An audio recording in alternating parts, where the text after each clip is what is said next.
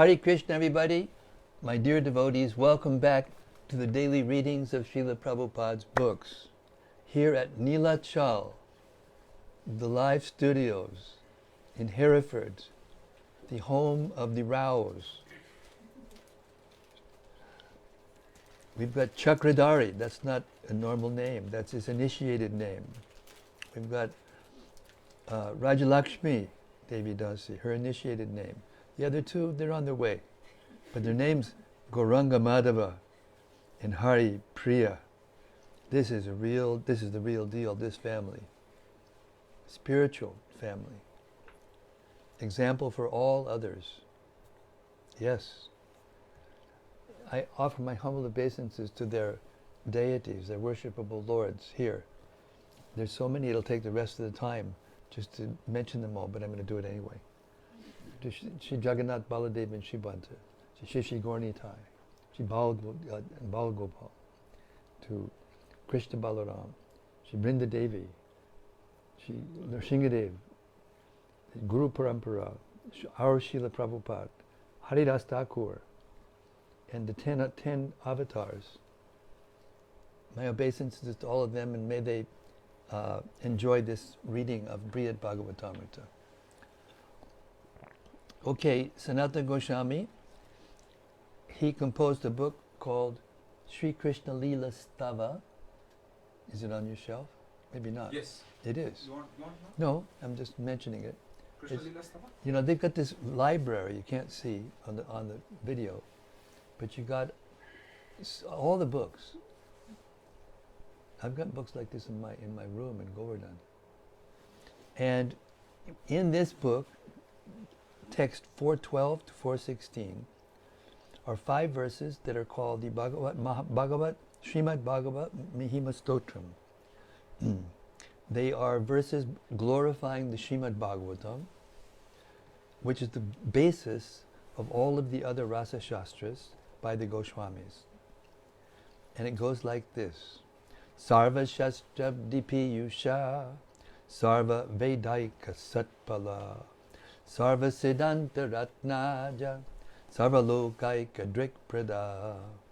O nectar from the ocean of all scriptures, singular fruit of all the Vedas, rich mine of the precious gems of all conclusive truths, you are the only giver of sight to all the worlds.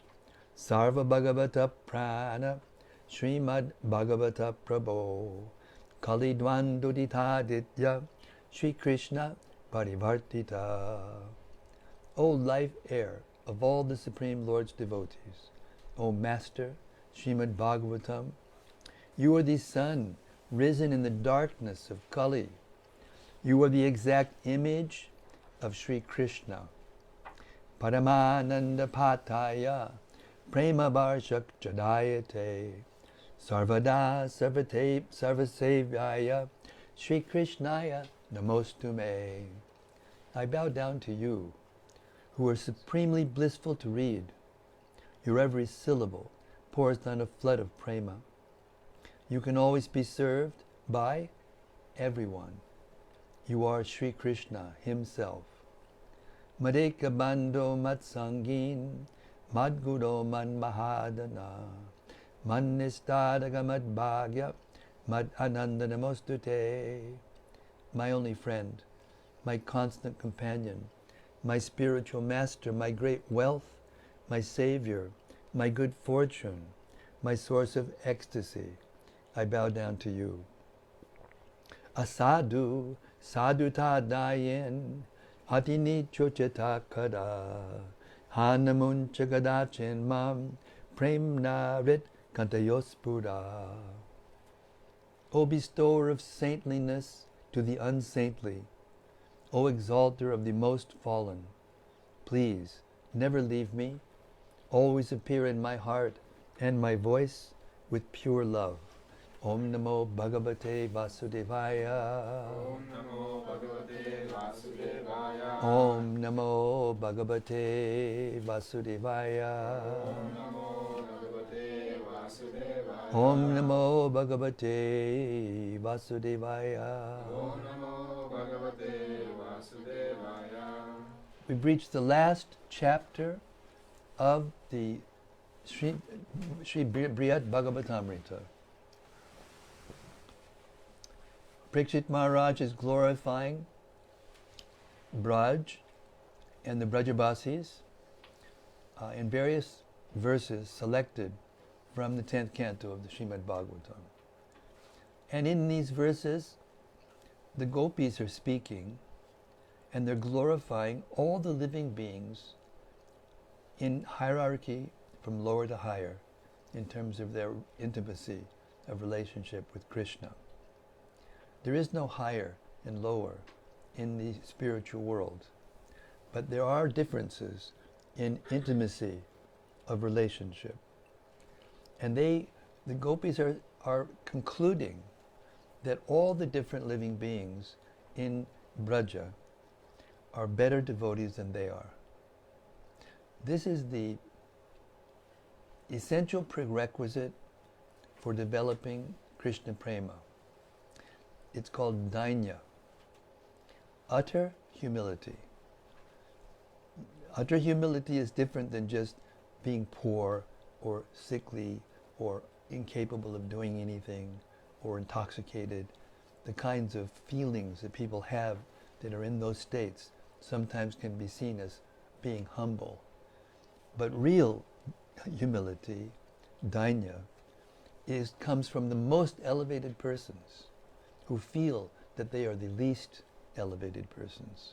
But at the same time, they don't stay on the sidelines and don't do anything because they're too humble. They do the greatest things. They do the most intimate service to Krishna. So the gopis here have reached the glorification of Mother Yashoda, which means we're getting close to the end of the book. Because Mother Yashoda is the topmost. Other than Radharani, she's it. Huh? Beginning with text 129, chapter 7, part 2 of Sri Brhad Bhagavatamrta. Because Mother Yashoda's hard labor, because of Mother Yashoda's hard labor, her whole body became covered with perspiration, and the flowers were falling from the braids of her hair. When child Krishna saw his mother thus fatigued, he became merciful to her and agreed to be bound. Commentary. This verse and the next, Bhagavatam 10, 9, 18, and 20, glorify Mother Yashoda, who is more advanced in Krishna consciousness than even Nanda Maharaj, who is, one morning, she wanted to churn butter. She wanted to churn butter herself for her son, Krishna, who was very fond of fresh butter. With great love in her heart, she set about the laborious task of churning from the previous day's yogurt. Just then, however, Krishna rose from his sleep and demanded her breast milk. She began to feed him while continuing to churn, but he again interfered by grabbing the churning rod. And then she noticed that the milk she had put on the stove was boiling over. So although Krishna had not finished drinking, she quickly put him aside to run to the kitchen.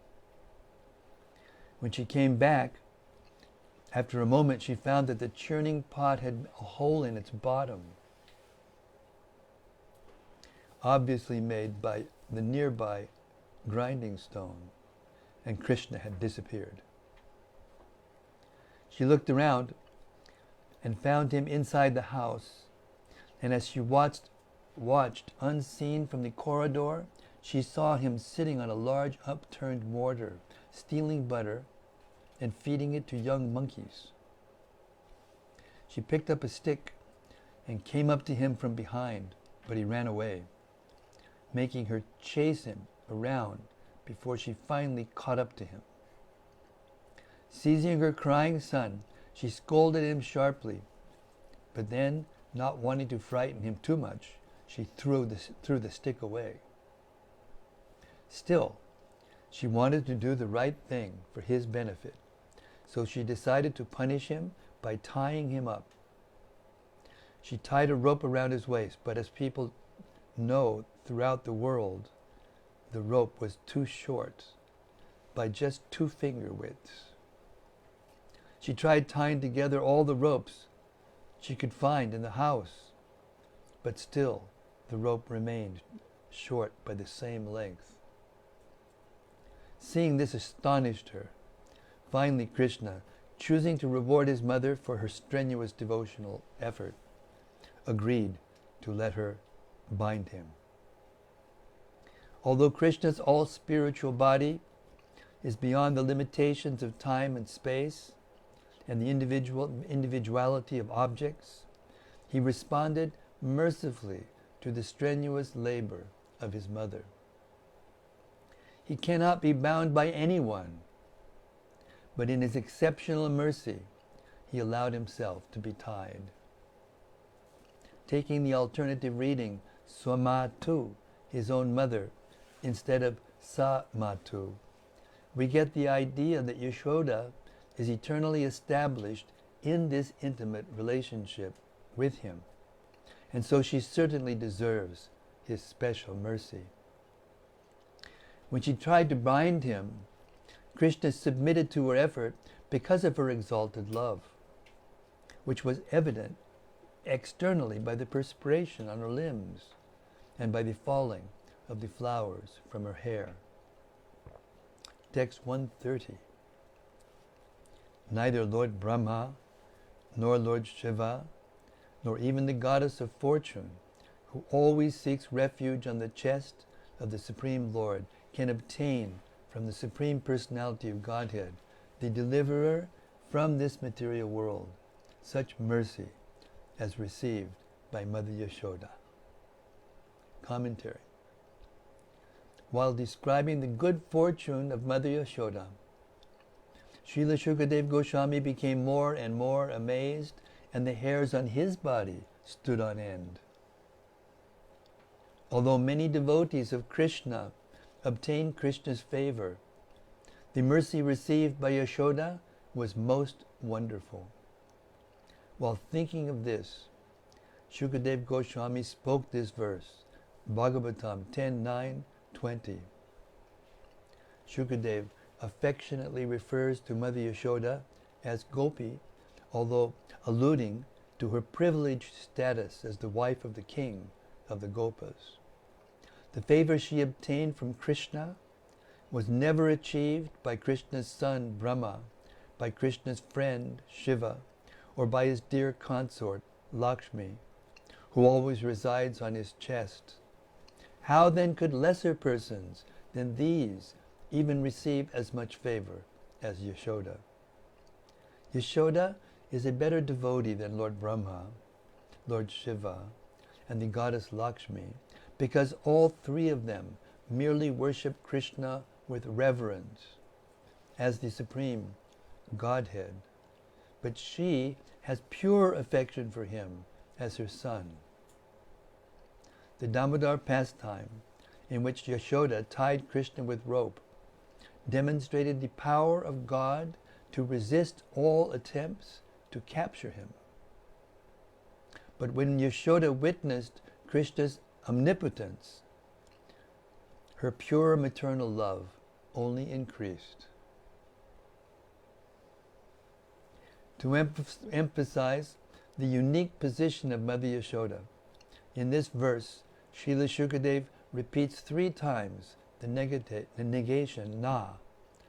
The 3 greatest personages of the material world may obtain great favor from Krishna, but they are unable to please Krishna or obtain as much favor as Yashoda.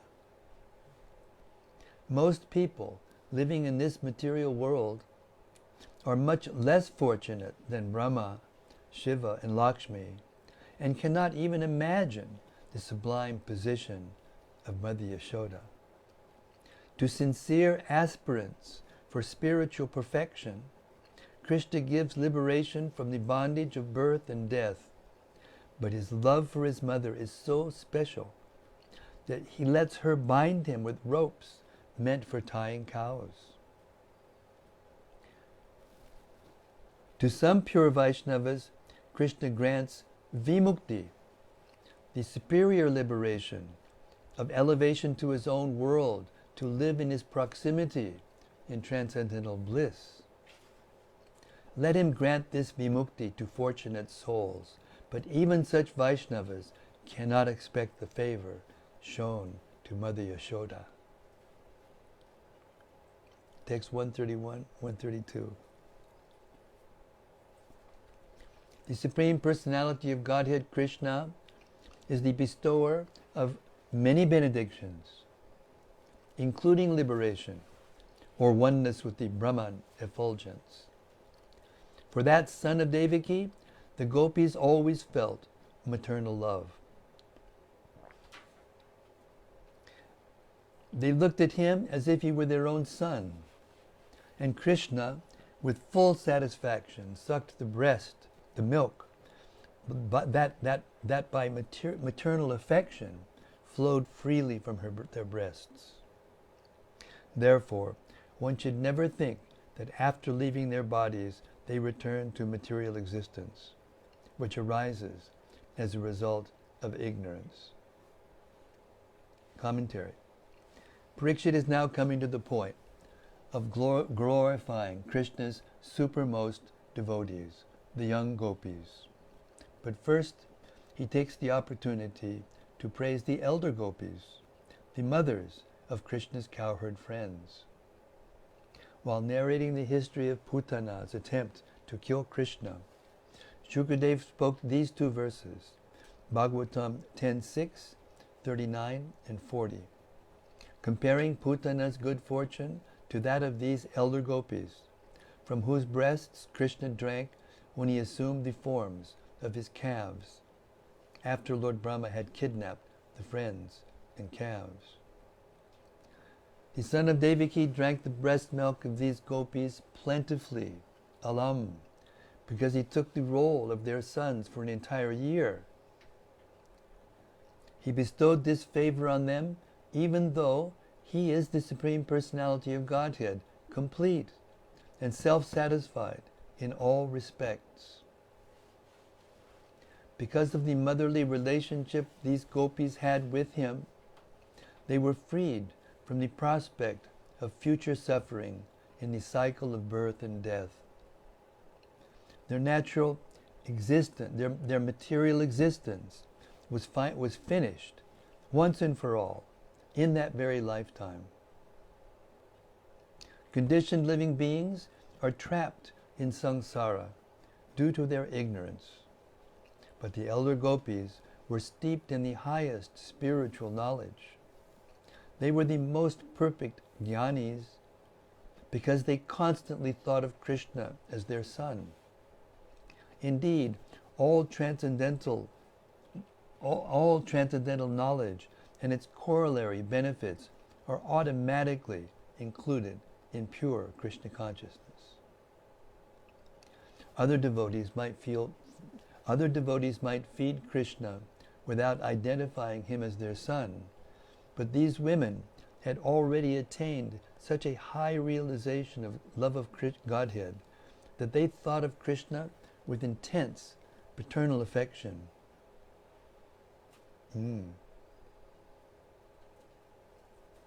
That should be, by the way, maternal affection. If I edited it again, I would say not paternal, but maternal.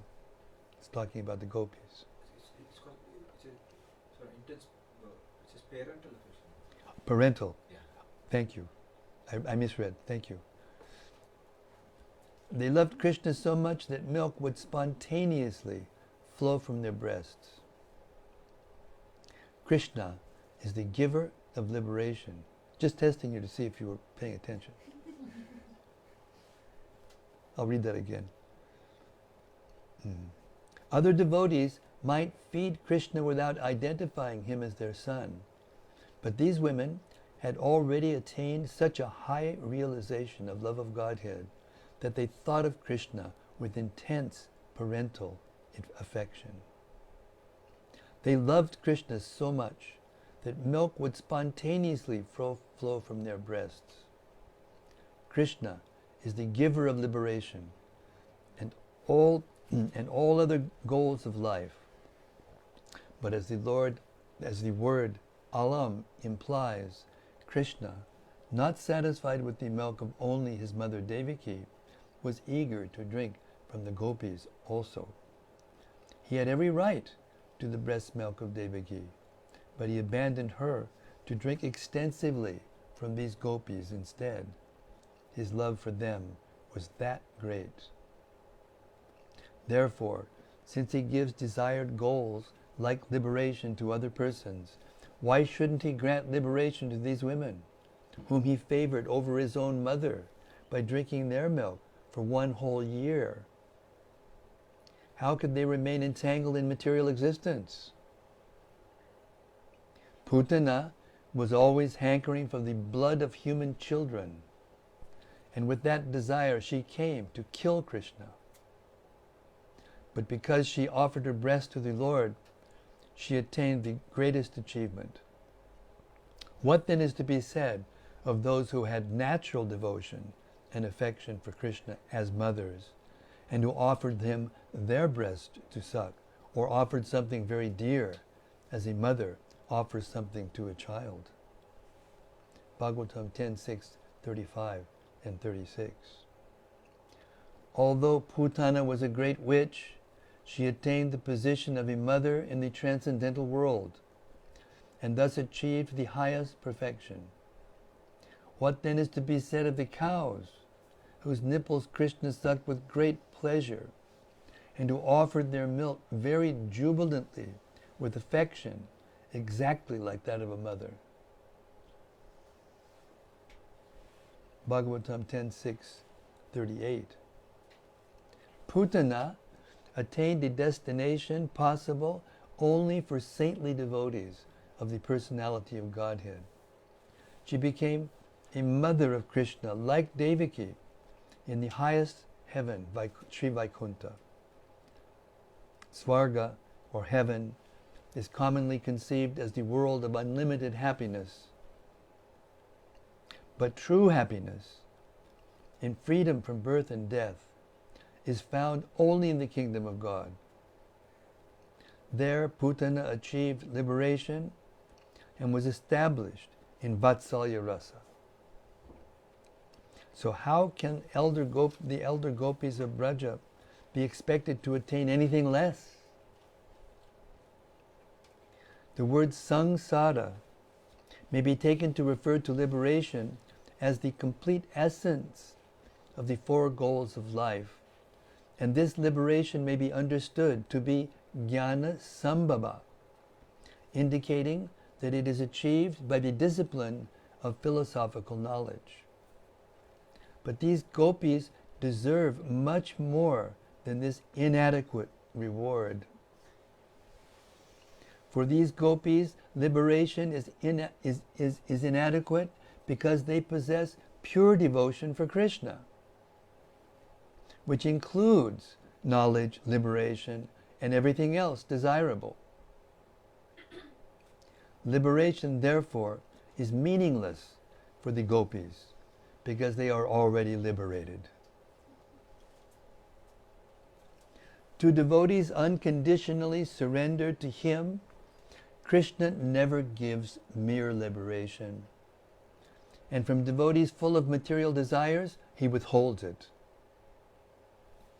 Thus Shukadev Goswami calls Krishna Kaivalyad Yati Akilarta Da, he who destroys Jati, all the inferior goals of life, arthas, headed by liberation, Kaivalya, which in comparison to attainment of Sri Vaikuntha are insignificant. Since Krishna is so kind even to materialistic devotees, why should he give mere liberation to absolutely selfless devotees like the gopis? The great achievement, even for the residents of Vaikuntha, is the attainment of Goloka. In the 6th canto of Srimad Bhagavatam, 6:11-23. The demon Vitra says, our Lord, who is the Supreme Personality of Godhead, forbids his devotees to endeavor uselessly for religion, economic development, and sense gratification. O Indra, one can thus infer how kind the Lord is. Such mercy is obtainable only by unalloyed devotees, not by persons who aspire for material gains. Because efforts to attain dharma, artha, and kama can achieve little more than the pain of the endeavor, the supreme protector of his devotees ruins the devotees' attempts to achieve these goals. This should be understood as the greatest mercy of all, of the all-compassionate Lord. But don't some devotees of the Lord succeed in obtaining the three goals, dharma, artha, and kama? Yes, but we should understand who is eligible to receive the Lord's mercy in full. The personality of Godhead gives full protection to devotees who are akinchana, free from false identifications, who renounce everything material for his sake, who offered their very bodies and all bodily possessions for his service, and who have no support but him. For others, his full mercy is very difficult to obtain. To devotees distracted by material desires, who fall short of the akinchana standard, Krishna sometimes gives the benefits of dharma, artha, and kama. Even neophyte Vaishnavas, being more or less free from material desires, can at least aspire for the special mercy of the Lord. But non-devotees can never come near it. Non-devotees have no hope of gaining the Supreme Lord's favor, by which material entanglement is destroyed. Vritrasura therefore tells Indra that being king of heaven is useless, because Indra is not a pure devotee of the personality of Godhead. Vritra disdains Indra's heaven because Vritra has his eyes set on Sri Vaikuntha. A similar statement is found in the 5th canto of Srimad Bhagavatam, 5:19-27. The Supreme Personality of Godhead fulfills the material desires of a devotee who approaches him with material motives, but he does not bestow benedictions that will cause the devotee to demand more benedictions again. However, the Lord willingly gives the devotee shelter at his lotus feet, even when the devotee does not aspire for it. And that shelter satisfies all desires. That is the Supreme Personality's special mercy. For God, no request is impossible to fulfill. He is the root of the tree that can satisfy all desires.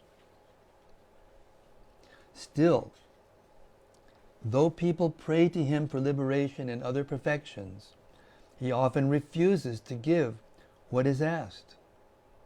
This means that when granting a request will result in the devotees being impelled by still more desires, the Lord protects his devotee by withholding the desired object. A person for whom the Lord allows to become proficient in religious formularies may become greedy for the fruits of religiosity. Elevated by piety and endowed with such fruits, the person may then become attracted to sense gratification. Addicted to sense gratification, he may turn again to religiosity, just to get more of the same sense gratification. Only rarely does anyone take proper advantage of the cycle of purusharthas, or goals in human life.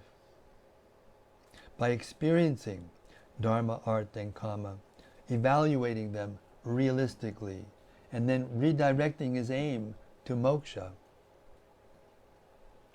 Then, if such a rare person is truly fortunate,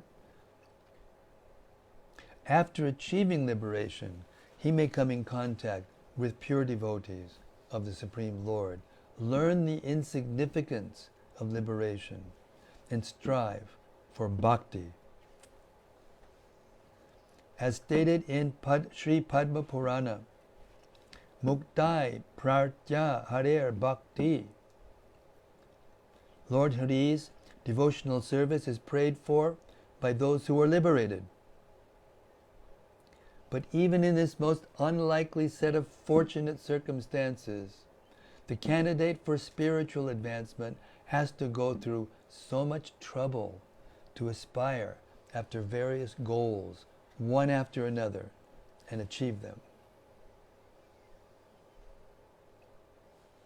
Therefore, the personality of Godhead prefers to cut short the involvement of his devotees in dharma, artha, kama, and moksha.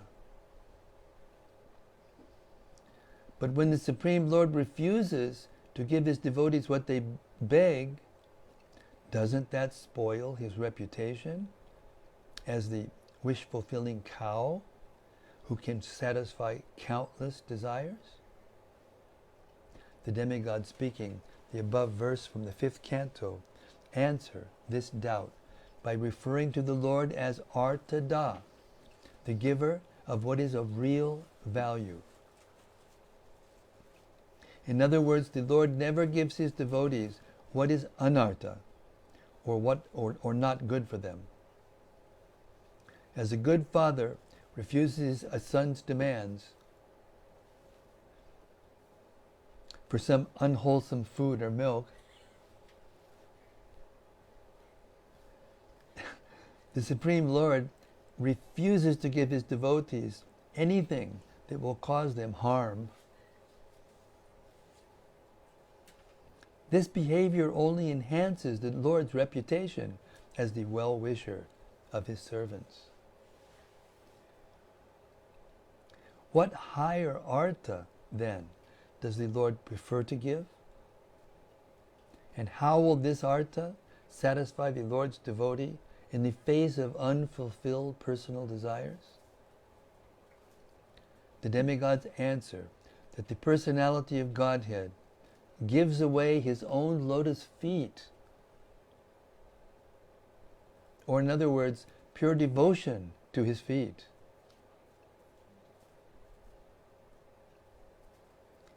He gives this even to those who don't want it,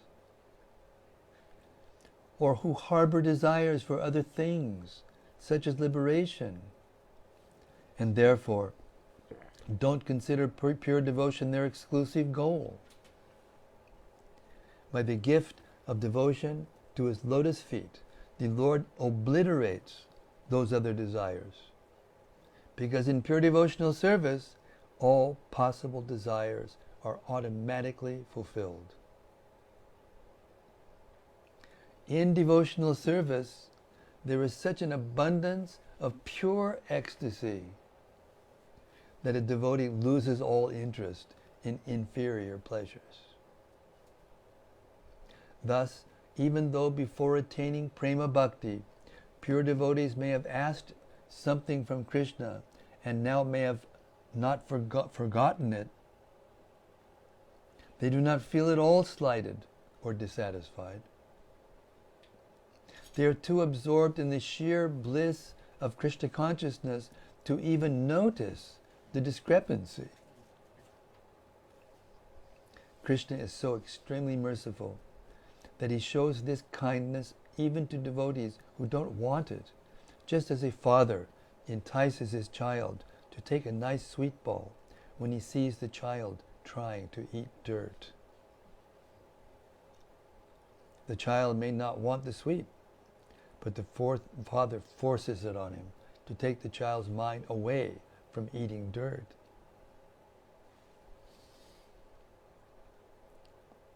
The child may not want the sweet, but the father forces it on him to take the child's mind away from eating dirt.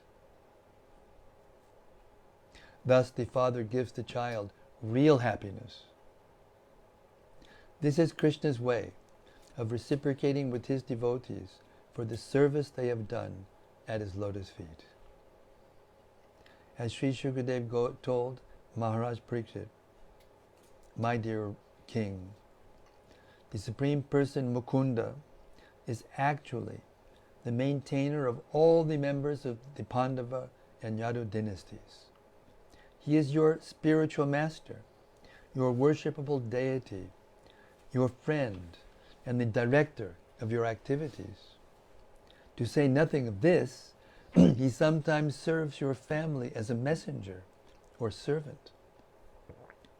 This means he works just like an ordinary servant. Those engaged in getting the Lord's favor attain from the Lord liberation very easily, but he does not very easily give the opportunity to render direct service unto him. Bhagavatam 5:6-18. Paraphrasing this verse and taking the last line in a different way, Srila Sanatana Goswami gives this meaning. My dear King Parikshit, for the Pandavas and Yadus, the Supreme Lord Mukunda is very much absorbed in acting in roles like that of master. And for you, the sons of Pandu, he sometimes even acts as a menial servant. Even though bestowing bhakti yoga makes the Lord subordinate to his devotees, he still gives this bhakti yoga to those who worship him. In the context of this reading, bhakti yoga means not only perfect love of God, but also devotional service in practice, which enables one to achieve that love, mainly through association with pure devotees. As Krishna explained to Sri Uddhava in the 11th canto, 11.3.31, Bhaktya sanjataya bhaktya. The one kind of bhakti awakens the other. The Supreme Lord never gives liberation to his surrendered devotees, because liberation is achievable by the seekers of impersonal knowledge. He thinks that to give liberation to his pure devotees would devalue their devotional service. Parikshit Maharaj has glorified the other mothers of Krishna in Braja after Shri Yashoda, but this does not mean that they are greater devotees than Shri. After all, they fed Krishna their milk for only 1 year, and their love for Krishna never equals hers. We should understand, therefore, that praise of the other gopis has been placed here to underscore the glories of Mother Yashoda. If these other gopis are so great, how great must be Yashoda's unique motherly affection. Hare Krishna. What a purport. That brings us to almost 8 o'clock. So we're going to stop our reading for tonight. This is very deep and intense sound, actually. So 45 minutes or an hour is about how much we can digest at a time. Okay, so now let us have some reflections. If anything that you heard stuck out in your mind or made you want to hear more about it, please let me know.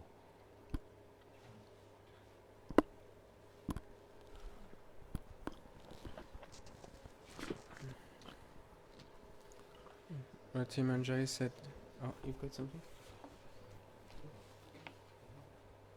Go ahead, it's your turn.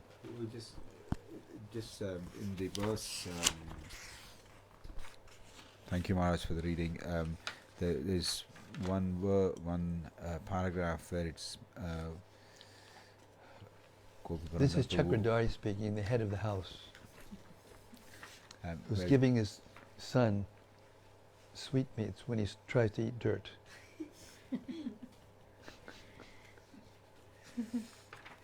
This is verse number 31 and 32. Yeah, 31, 32.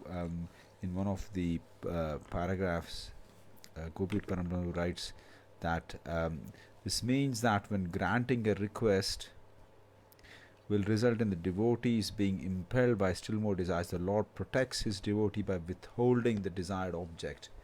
So that was very, very That's very deep. insightful. Because, and what was the reason? Because he knows that if they get love for him, then not only will that desire be fulfilled, but all of their desires will be fulfilled. In this way, he's carving a shortcut to fulfilling all their desires. And that means he's the most merciful, the supreme merciful.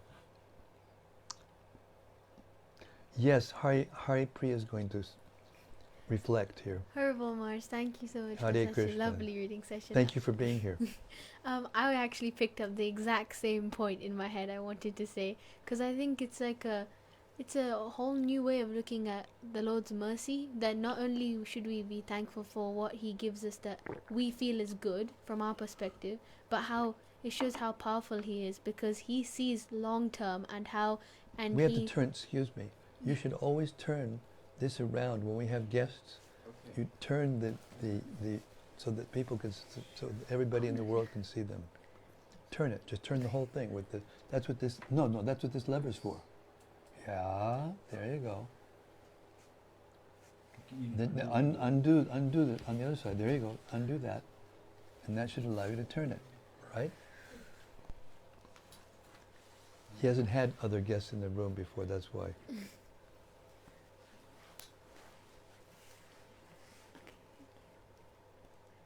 Okay, go ahead. Okay. But yeah, I was just thinking that that's such a beautiful way of looking at the Lord's mercy, that it's not only when it appears good to us in the moment that, oh, I got this and the Lord's so merciful, but when we don't get something, the fact that he's actually protecting us from future, and like our parents do, in the moment we think, oh, why aren't they doing this? But in reality, they see the long term, and same with Krishna, he's just a loving parent. And I love how in this message we got the message that he's a loving parent to us from the purport about Yashoda being a loving parent to him. So I really loved how his mercy is projected not only when he's giving us things, but when he also doesn't give us things. That's right, that's right. Because we can't see that something in the future is better, but he can see everything. So he knows what's best, always. You know, there was a TV show when I was a child. It was called Father Knows Best. Yeah, that's the difference between the world then and the world now. The TV shows Father Knows Best. It was so innocent and simple, and there was no violence in it. There was no sex in it. There was nothing. It was just simple family life like you have. Now they have to put anything that's extremely sensational or violent or ugly or whatever, sensual. They have to put those things in. Other people won't watch and pay for advertisement and everything. You know.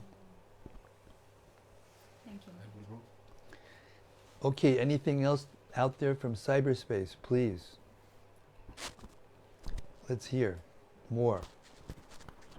This is why you can't actually get the full benefit of hearing except in the association of pure devotees. Because in the association of pure devotees, you get to hear all these things, all the realizations, and you put it all together and you get unlimited love. Okay.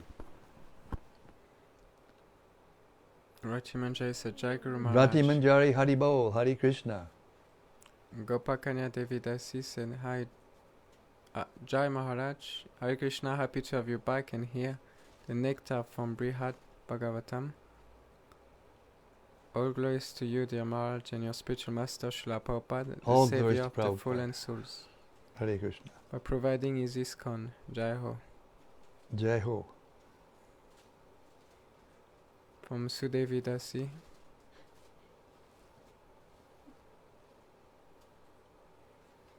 Hare Krishna Maharaj.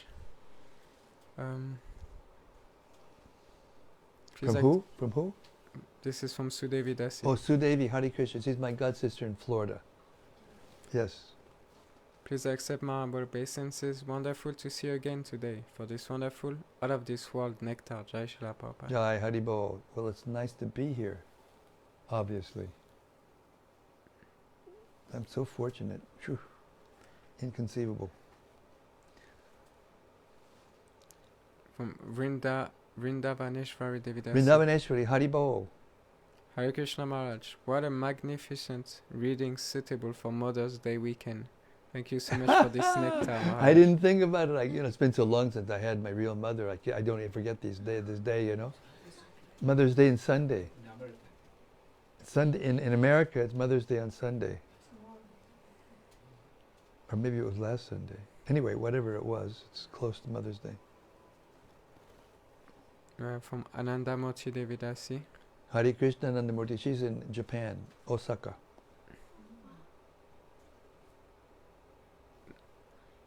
Jai Gurudev, please accept my humble obeisances. All glories to Srila Prabhupada. Thank you so much for today's reading. I'm feeling grateful to hear all those descriptions of bhakti, especially Vatsalya Ras. From Rati Manjari. Haribo Rati. To dear Guru Maharaj, please accept She's in Holland. Please accept my humble obeisances. I found the theme of tonight's reading quite personal as it played out in my life. Ananda Mochi Devidasi said she's mother to a son that's still staying with her. He's in his 20s, I think. Today's Mother's Day in Japan. Today's Mother's Day in Japan. Aha. Brati Manjari said, Krishna has given... This is a misconception. People in the West, they think that the Vedic culture was disrespectful to women. Just the opposite. They think now they can be respected because they can go on the street without any clothes on, or very little clothes on, or go on a battlefield next to a man and shoot a gun at somebody. They're thinking now we're equal and now we're, but it's not like that. They're not getting protected. They're not getting real enjoyment.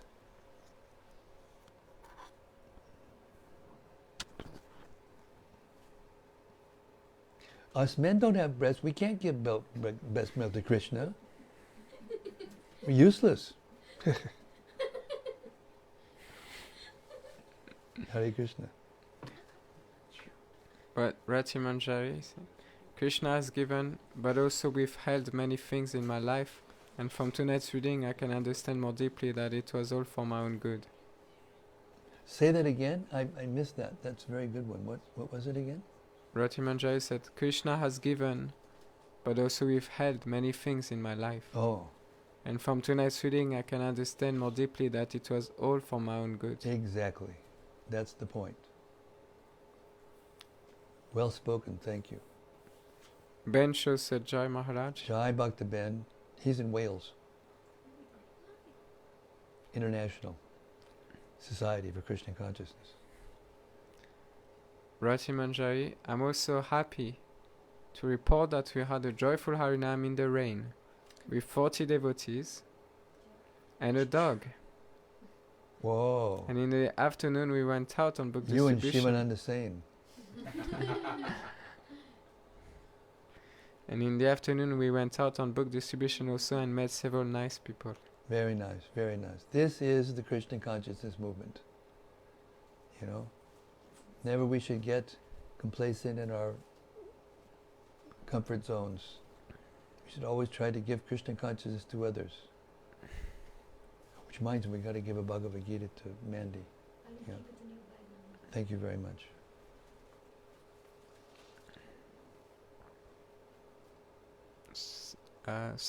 Someone said Hare Krishna, thank you so much. I can't read because it's like Japanese or Oh yeah, yeah, right. yeah, I can't see. Hironia. Ben Shaw said, sorry I haven't been live recently. Our Welsh marathon is really nectar. So many people so happy to receive books. Very nice. Giving books, reading books and giving books. This is Prahlad Maharaj's program. He couldn't stand it, the thought of going back to Godhead without bringing everybody else with him. That's Prabhupada's mood. Vasudev Datta, Nityananda, Chaitanya Mahaprabhu, Prabhupada, our Srila Prabhupada. Oh, it was Bhaktin Chiho from Osaka, Japan. Ah, Bhakton Shio, Hare Krishna. Rati Manjari asked, Mandy is the nurse? Yeah, she's the nurse that gave you my pre-op exam yesterday. Okay, thank you so much everyone for this lovely discussions afterwards. There was an ocean of things to talk about in these verses, and I could have stopped and talked and stopped and talked, but I like to let Sanatana Goswami speak for himself and Gopiparanadhana's translation speak for himself. It's a wonderful section of the Brhad Bhagavatamrta where we actually hear about the glories of the devotional service of the highest devotees in the universe, in the spiritual universe also. So all glories to the Brajavasis, all glories to transcendental love for Sri Krishna, all glories to the transcendental love of Sri Chaitanya Mahaprabhu. He's magnanimous because he's giving it to everyone. He doesn't care whether they're right or wrong, or whether they're fit or not fit. He gives everyone the holy name. Who is willing to take it? Hare Krishna. When Lord Nityananda took Jiva Goswami around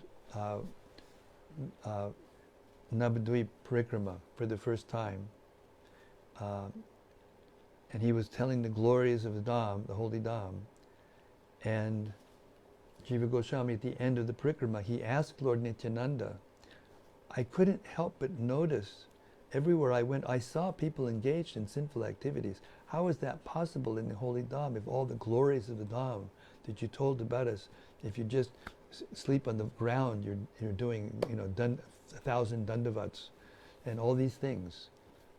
Touch this place and you become liberated. And Lord Nityananda said, yes, if one becomes too much attached to the power of one's own intelligence, he becomes empowered to reject the most powerful thing, the mercy of Lord Chaitanya. So never become proud of the power of your own, the strength of your own intelligence. Shri Brhad Bhagavatamrta ki jai. Samaveda Bhakta Vrinda ki jai. Gaura Premanandi Hari Hari Bol. See you tomorrow night, same place, same time, same topic, the creme de la creme, here in Nilachal, Jagannath, Puri. Hare Krishna. See you tomorrow.